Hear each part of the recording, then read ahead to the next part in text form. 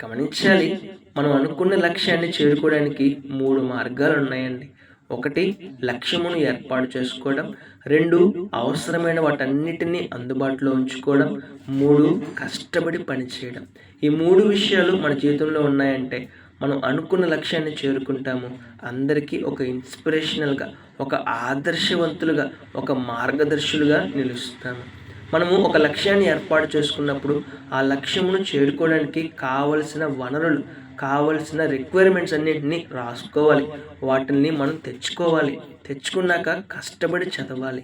కష్టపడి మనం ముందుకు సాగాలి. కష్టాలొస్తాయి, బాధలొస్తాయి, ఇబ్బందులొస్తాయి, రోగాలొస్తాయి, సమస్యలొస్తాయి. వాటన్నిటికి భయపడకుండా మనం ఎప్పుడైతే ముందుకెళ్తామో, కష్టపడి చదువుతామో, దేవునిపై ఆధారపడతామో, దేవుడు తప్పక మనకు సహాయం చేస్తారు.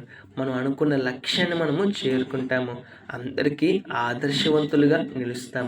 ఒక మోటివేషనల్ పర్సన్‌గా, ఒక ఇన్స్పిరేషనల్ పర్సన్‌గా మనం నిలుస్తాం. ఇది జరగాలంటే మొదట ఏం జరగాలి? ఒక లక్ష్యమును నిర్ణయించుకోవాలి.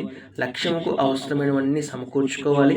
కష్టపడి చదవాలి. ఈ 3 మన జీవితంలో ఉండాలి. అప్పుడు మనం ఒక మోటివేషనల్ పర్సన్‌గా, ఇన్స్పిరేషనల్ పర్సన్‌గా నిలబడతాం. మరి మన జీవితం ఎలా ఉన్నది?